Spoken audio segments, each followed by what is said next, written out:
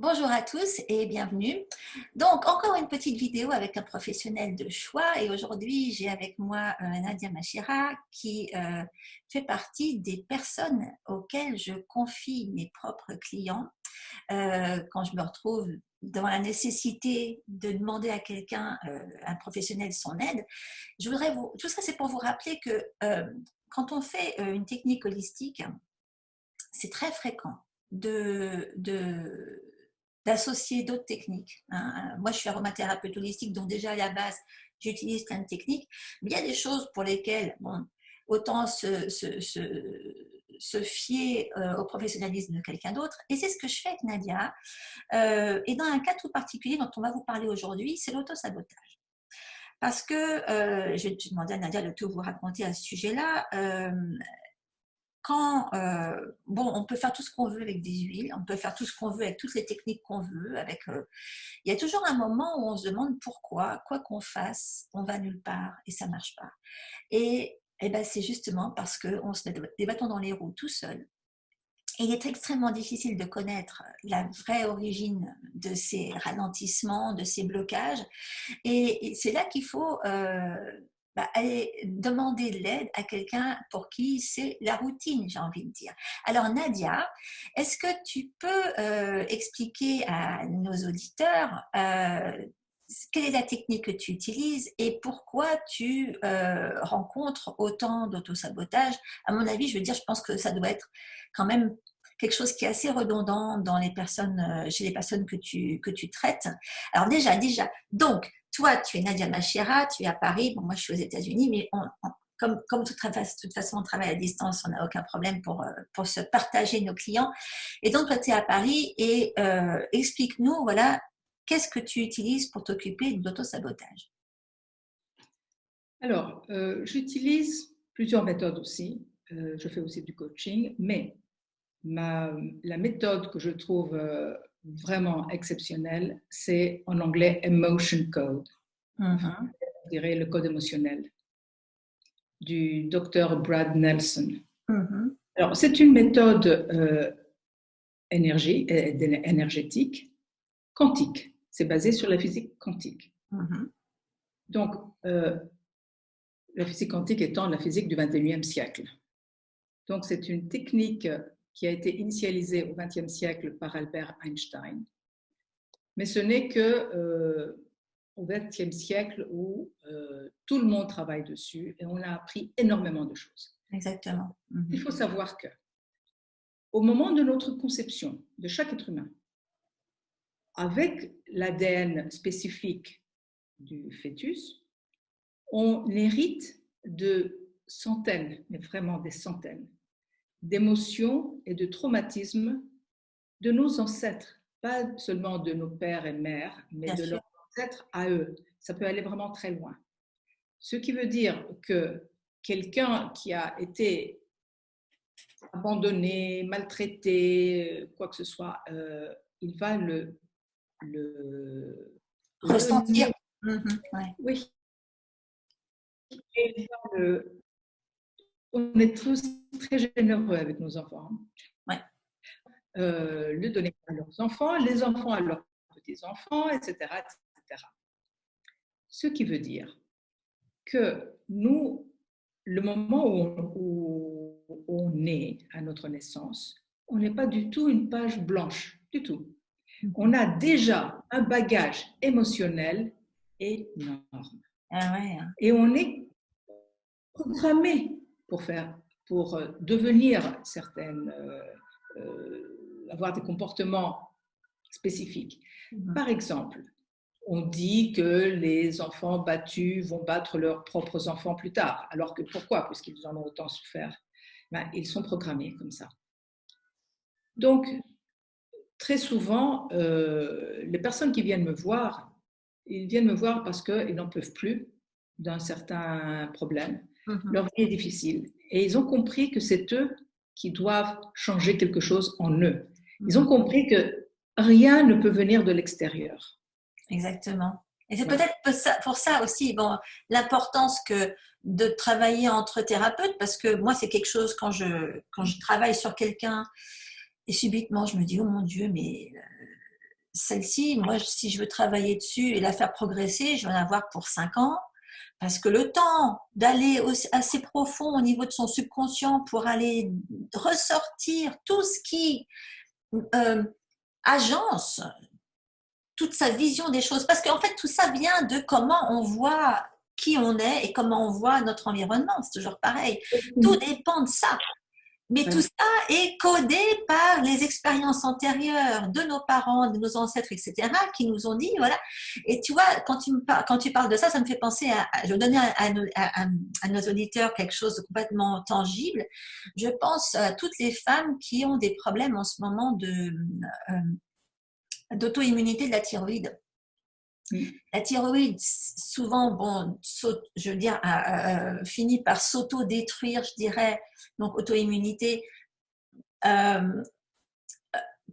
qu'on ne peut plus s'exprimer. En fait, la thyroïde, elle correspond au chakra de la voix, de la gorge, de l'expression, et je vois surtout ce phénomène-là chez les personnes qui sont, enfin c'est des femmes, qui dans leur programmation ancestrale subissent tu es une femme, tu n'as rien à dire, tu n'as pas d'avenir, tu n'as pas de rien, tu es là que pour faire ce qu'on te dit et servir ton homme, c'est tout.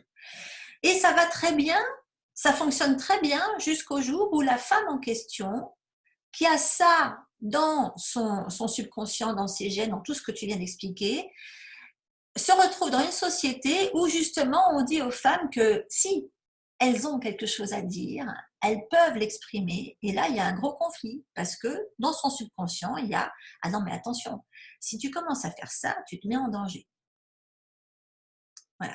Et donc, c'est à ce moment-là que la femme, elle doit aller voir quelqu'un comme toi qui va aller lui dire, non mais voilà, et c'est normal, vous avez tant de mères et tant de grands-mères et depuis des générations et des générations, qui savent que si elles osent dire quelque chose, eh ben elles vont s'en prendre plein les dents, plein la figure, se faire brûler, se faire tuer, se faire tout ce que tu veux.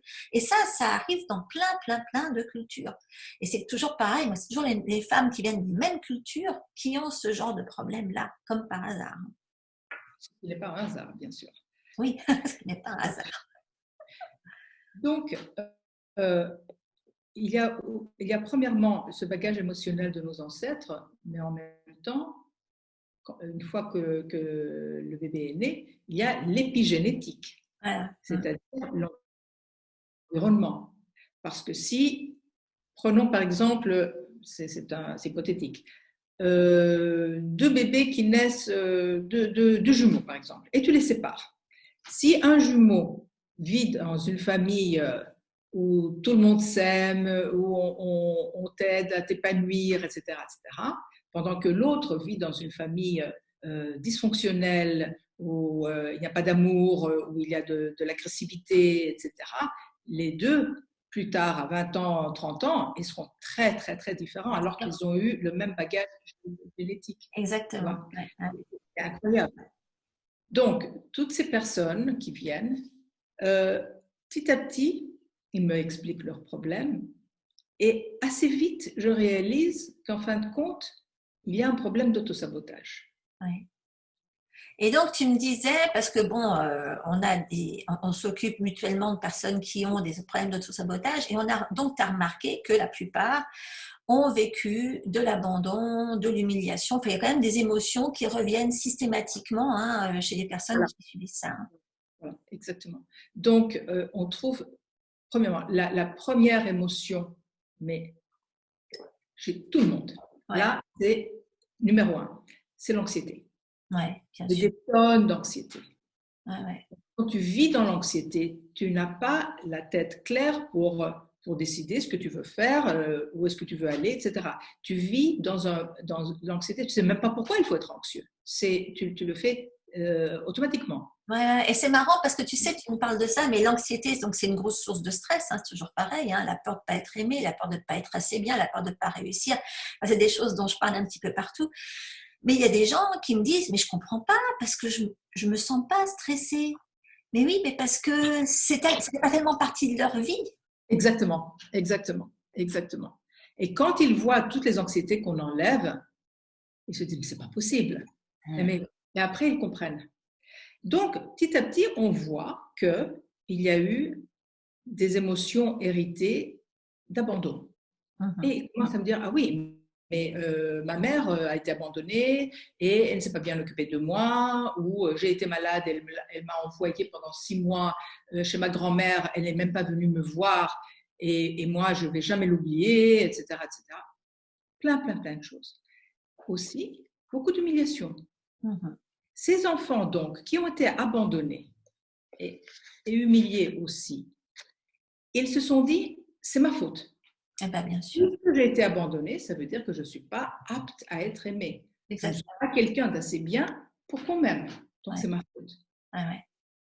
Et petit à petit, ils se disent, je ne m'aime pas, je ne suis pas quelqu'un de bien. Ils se rejettent eux-mêmes. Et qu'est-ce qui se passe? Quand quelqu'un les aime vraiment et essaye de leur faire du bien, etc., ils vont se saboter parce qu'ils se disent profondément que mais je ne suis pas quelqu'un d'assez bien pour mériter. Non, mais non seulement ça, effectivement, il y a le mérite, mais il y a aussi qu'il faut qu'ils restent cohérents avec ce qui se passe là. Et donc, ils vont, mine de rien, provoquer dans leur vie ce qui va justifier l'idée qu'ils avaient au départ de ne pas valoir cette Exactement. valeur-là, de ne pas avoir cette valeur. C'est Ouais. fou, hein? Je veux dire, parce que bon, on en connaît tous des comme ça. Et on a beau leur dire, t'es génial, ils vont dire, non mais ça va, oui. Ouais, Et, ouais, c'est et ça. voilà. Et, Ouais. et ils vont toujours se dire, il y a un truc. Je veux dire, on peut pas me dire, t'es génial comme ça, et que, alors que ça, bon, et ils vont se débrouiller pour te démontrer par A plus B que tu avais tort de dire qu'ils étaient géniaux, quelque Exactement. part. Alors, quand on travaille ensemble, moi j'adore travailler avec toi sur des personnes qui ont des problèmes parce que quand moi je fais mon travail et je leur enlève toutes ces émotions, d'ailleurs, j'aimerais préciser que ces émotions, quand on les enlève assez facilement, très facilement même, mais quand on les enlève, elles ne reviennent plus jamais, Mhm. jamais. Et quand ce sont des émotions héritées, une émotion, c'est une énergie. Une énergie, tu ne peux pas couper un morceau. Donc, cette émotion, elle va partir en même temps de tous ceux qui l'ont eue. Qui l'ont Les su frères bien. et sœurs, les enfants, les petits-enfants. Donc, quand je nettoie quelqu'un, je nettoie aussi ses enfants ou ses petits-enfants. Et ça remonte. Ça remonte. Et les frères et sœurs, et les cousins qui ont reçu. Et c'est génial. Ah Tout oui. le monde Ouais. est super heureux parce qu'il sait qu'il nettoie tout le monde. Et surtout les enfants. Là, ils sont vraiment très, très contents. Donc, quand je travaille avec toi, les huiles essentielles que tu leur donnes, mais je dois dire aussi que on a travaillé sur plusieurs personnes qui avaient le même problème. Ouais. Chaque personne a eu des huiles essentielles différentes. Ah oui, bah oui, ça. Voilà, parce que c'est du sur-mesure qu'on fait. Et chaque personne a des problèmes différents, des décisions différentes, des Des parents besoins différents, différents. voilà, et des besoins différents. Ah oui. Soit physiques ou mentaux ou psychologiques. Et je dois dire que ça, tu vois, c'est bon. Moi, je mets un nom là-dessus, hein. Je parle de la toxicité interne et la toxicité émotionnelle. Voilà, c'est de la toxicité émotionnelle, tout ce dont tu parles là. Et moi, j'ai la toxicité interne qui a son importance parce que plus il y a de toxicité interne, plus il y a de toxicité émotionnelle. Donc, il faut toujours enlever tout en même temps. Mais il est difficile d'aller enlever la toxicité émotionnelle chez des gens qui restent toxiques au niveau interne. Et donc, bon, ben, moi, je m'occupe de cette toxicité interne et les huiles essentielles sont particulièrement efficaces. Mais il y a aussi que, tu vois, quand tu t'occupes de gens et que tu leur enlèves des... D'abord, il faut qu'ils aient l'ouverture d'esprit d'aller voir quelqu'un comme toi. Oui, Donc, oui. il y a tout un chemin à faire avant. Et il y a tout un chemin d'acceptation et il y a un travail sur le stress parce que c'est un gros changement. Et quand tu changes les gens fondamentalement comme ça, il peut se passer plein de choses au niveau physiologique. Et c'est là qu'il faut pas être toute seule en fait. Il faut combiner beaucoup de choses en même temps pour Je me que... souviens d'un cas spécifique. Tu m'avais envoyé quelqu'un qui n'acceptait pas, qui ne pouvait pas supporter les huiles essentielles. Aucune. Ah ouais. Et donc, c'était un cas désespéré. Donc, elle est venue, tu me l'as envoyé, elle a accepté de venir. Vraiment, je crois que c'est le pire des cas qu'on ait vu. Ouais, ah ouais. Plusieurs séances plus tard, j'ai réalisé que c'était un cas Un gros, d'autosabotage, gros tas un d'autosabotage. très gros autosabotage. Elle se mettait en danger physique, Ouais, c'est-à-dire qu'elle ne pouvait rien manger, elle ne non, pouvait pas mettre des vêtements sur elle, bien, elle ne pouvait pas sentir des odeurs. ouais, ouais. Elle ne pouvait pas se laver les cheveux, elle ne pouvait pas se laver. Ah là là, je me rappelle, ouais. C'est une horreur. Et petit à petit, on a enlevé. Alors, l'autosabotage, pourquoi? C'était à cause de l'abandon. Ouais, Et sa mère avait un pareil. problème d'abandon, son père aussi, Mm. les aïeux aussi. C'était une horreur. Donc, il venait à chaque. Bon, moi Tu as eu une patience, Nadia, parce qu'il y en a pour des années. Ça fait combien de temps maintenant que... Mon Dieu. on a travaillé sur beaucoup de choses. Oui, ça fait plusieurs mois, 2 ans à peu près. Ouais. Elle est presque normale maintenant. Et elle se sabotait. Et c'est pas seulement ça, elle avait besoin de nutriments, elle avait Ouais. besoin de manger certaines choses. Elle ne pouvait pas prendre des compléments alimentaires, elle ne pouvait pas manger, elle ne pouvait rien faire. Petit à petit, alors je l'ai envoyée chez un homéopathe. Elle a commencé à prendre avec beaucoup de difficultés un peu d'homéopathie. Ça a amélioré les choses. Entre-temps, on travaillait. Et à la fin, maintenant, elle peut manger tout ce qu'elle veut. Elle peut sortir, elle peut se laver, elle peut s'habiller, etc. Et on travaille sur son abandon. Oui, parce que le truc, c'est qu'il faut encore la rééduquer tout un fonctionnement maintenant. Maintenant, elle est à la rééducation. Mm. Mais au moins, maintenant, elle peut prendre des huiles essentielles, elle peut manger, elle peut prendre des compléments, des vitamines. Ouais. Avant, elle ne pouvait rien prendre. Mm-hmm. Ah non. Donc, tu devais voir son visage, hein, certainement. Toi, après, tu ne la voyais plus parce qu'elle ne pouvait rien prendre. Son visage, c'était une plaie. Ouais. Cet examen, je n'avais jamais vu ça. Maintenant, elle va bien. Donc, bon, ça c'est un cas extrême. J'ai Oui. vu beaucoup d'autres personnes. Bon, ça c'est le cas le plus extrême. Mais toutes les personnes qui peuvent prennent les huiles essentielles, c'est la première chose que je leur demande de prendre. Et elles me disent, oui, mais qu'est-ce que vous préconisez? Elles me disent, premièrement, moi je ne suis pas une spécialiste, je ne suis pas aromathérapeute. Mais deuxièmement, je ne veux pas que vous preniez ce que vous allez lire dans un livre ou dans une newsletter, etc., ou sur Internet, que ceci, il faut prendre cela. Non, vous irez voir Cécile et elle va vous ausculter, elle va vous expliquer ce qu'il faut pour vous spécialement. Ouais. Elles comprennent. Et donc, Mais c'est clair que le sur-mesure, on ne se rend pas compte à quel point. Et c'est pour ça que régulièrement, tu sais, quand je donne une conférence, les gens me posent la question, vous n'avez pas une huile pour ça? Mais ça, je le dis à chaque fois. C'est quoi l'huile pour ça? Mais il n'y a pas une huile pour ça. Et il y a 2 jours, j'ai fait cette vidéo avec Eric de La Fontaine qui dit que pour son foie, il ne peut pas se passer de citron et de romarin. Et quelqu'un dans les commentaires me demande alors, comment on utilise le citron et le romarin pour le foie? Mais je vais lui dire tout de suite, j'en sais rien. Parce que c'est peut-être pas ce qui lui convient du tout. Même si c'est des huiles du foie, faut vraiment faire attention. Et c'est pour ça que je reviens toujours à la même chose. Il faut systématiquement vous éduquer sur le sujet. Voilà. Et c'est pour ça que, bon, ben, moi, je fais ce que je peux pour vous éduquer. Mais il y a des cas où l'éducation ne va pas suffire. Et il y a des cas où, de toute façon, si vous vous auto-sabotez, vous n'irez pas vers l'éducation et vous n'irez pas vous donner les moyens d'aller mieux. Ceux qui ne s'éduquent pas, c'est ceux qui attendent que tout vienne tout cru de je ne sais où et qui attendent que ça tombe du ciel et que quelqu'un d'autre va faire l'effort. Alors que justement, ça vient de vous, tout doit venir de vous, et il se trouve que tant que vous faites de l'autosabotage, ça ne sera pas possible.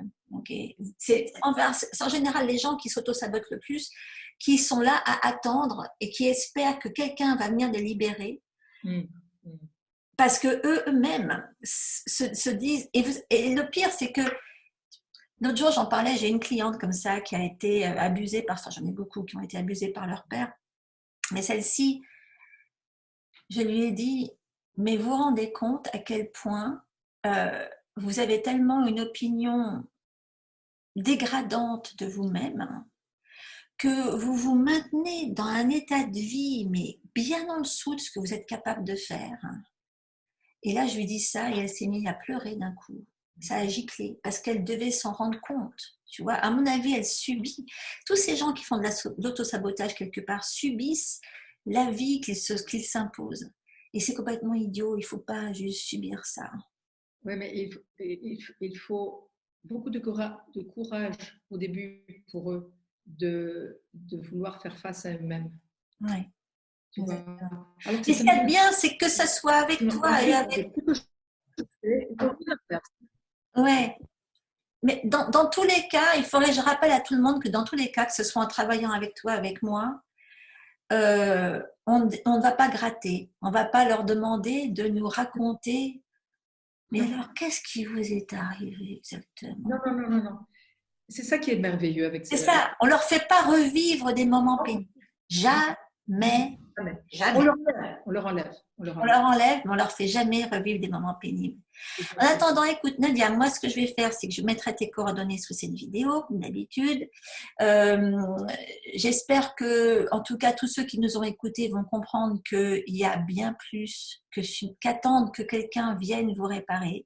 Hein, parce que personne ne vous connaîtra autant que vous et ça ne peut jamais venir de l'extérieur de toute façon.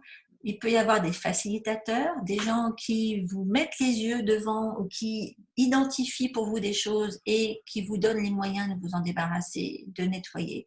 Mais ça doit toujours venir que de vous. Et encore une fois, ce qui est très important, c'est de vous donner les moyens et pour ça, de vous éduquer. Voilà. Bon, ben, merci Nadia. Toi, à Paris, moi dans le New Hampshire, tu vois, ça marche. Et je mets tout ça sous la vidéo. Et ben, on vous souhaite à bientôt en attendant. Bonne journée. Au revoir.